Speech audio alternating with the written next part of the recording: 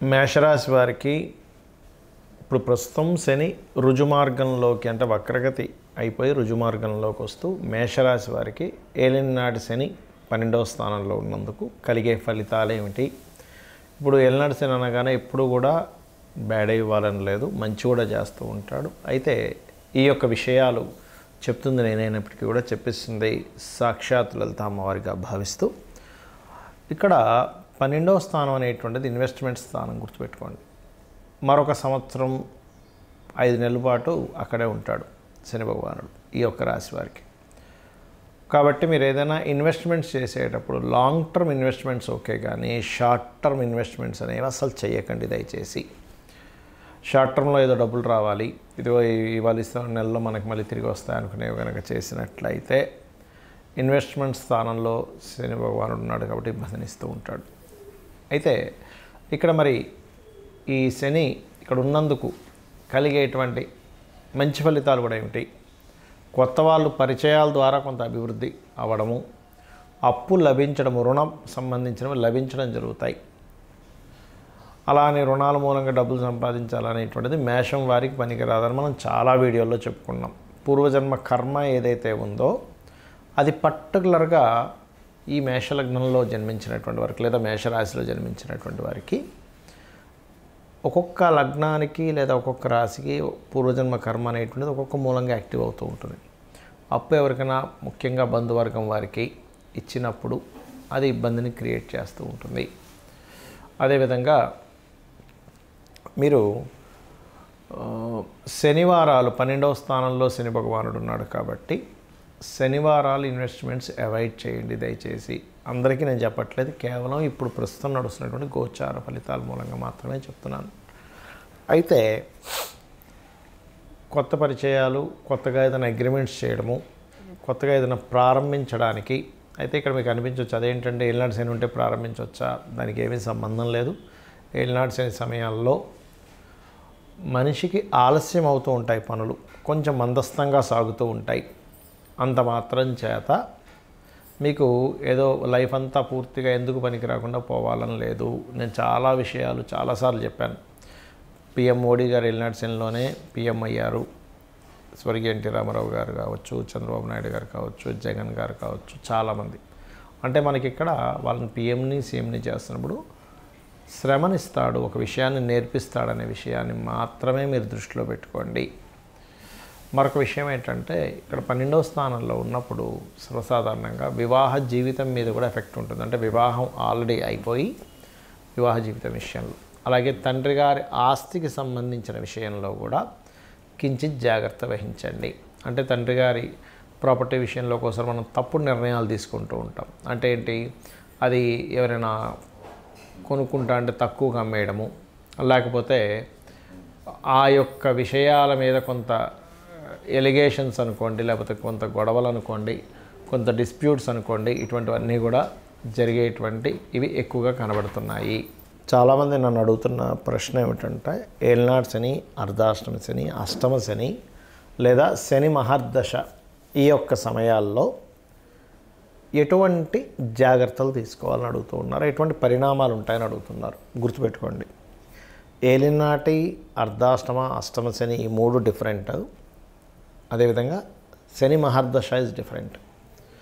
ఒకటే గుర్తుపెట్టుకోవాలి, శని మహర్దశ అనగానే ఏలినాటి శని అనగానే ఫస్ట్ మీరు నెగిటివ్ ఫీలింగ్ తీసేయండి మైండ్లో నుంచి. ఎంతసేపు బ్యాడ్ జరుగుతుంది, నాకేదో నష్టం జరుగుతుంది, నేను నష్టపోతాను, చాలా ఇబ్బందులకు వెళ్ళిపోతాను, ఎందుకు పనికిరాను, ఇవన్నీ కూడా మనం మైండ్లో సెట్ చేసుకున్నటువంటి ఆలోచన విధానం వల్ల కూడా ఈ రకంగా అవుతూ ఉంటుంది. గుర్తుపెట్టుకోండి, అర్థమైందా మీకు? అలాగే మరొక విషయం ఏంటంటే ఇక్కడ ఈ శని యొక్క ప్రభావం ఏదైతే ఉంటుందో అతి ముఖ్యంగా ఏలినాటి శని నడుస్తుంది అనుకుందాం, 12వ స్థానంలో ఉంది, లేదా రాశిలో సంచరిస్తున్నాడు, లేదా మనకి ధనస్థానంలో సంచరిస్తున్నాడు. ఇప్పుడు ప్రజెంట్ మేషం వారికి 12లో సంచరిస్తున్నాడు. అంటే ఏంటి, మేషరాశి వారు ఇన్వెస్ట్మెంట్స్ విషయంలో చూసుకొని ఇన్వెస్ట్మెంట్ చేయాలి, ఇది ప్రధానంగా. ఇక మీనం వారికి రాశిలో సంచరిస్తున్నాడు.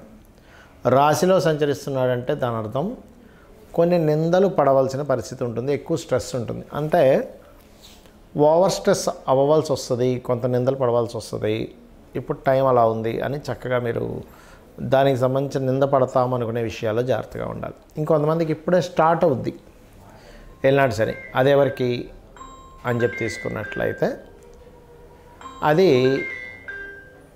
ముఖ్యంగా తీసుకెళ్ళిపోండి అన్న ఫోన్, ఇక్కడ ఫోన్ తీసుకెళ్ళండి.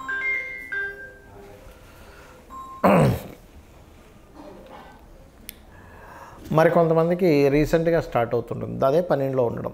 ఇంకొంతమందికి రాశని చెప్పుకున్నాం. ఇంకొంతమందికి ధనస్థానంలో ఉంటుంది. ధనస్థానంలో శని భగవానుడు ఉన్నాడు అంటే దాని అర్థం ధన విషయాల్లోని కుటుంబ సంబంధించిన విషయాలు. ఇది కుంభం వారికి ఉంది ప్రజెంట్. ధనస్థానాలు అంటే ఎండింగ్ స్టేజ్లో ఉంది, ఇంకో సంవత్సరంలో కుంభం వారికి అయిపోతుంది. అంటే ఎప్పుడైనా ధనస్థానంలో ఉన్నప్పుడు కుటుంబ ధన వ్యవహారాల విషయంలో డిస్టర్బెన్స్ వస్తాయి. ఆ సమయంలో ఆ యొక్క విషయాల్లో జాగ్రత్తగా ఉండాలి. ఇక అదేవిధంగా అర్ధాష్టమ శని అంటారు, అంటే చంద్రరాశి నుంచి 4వ స్థానంలో.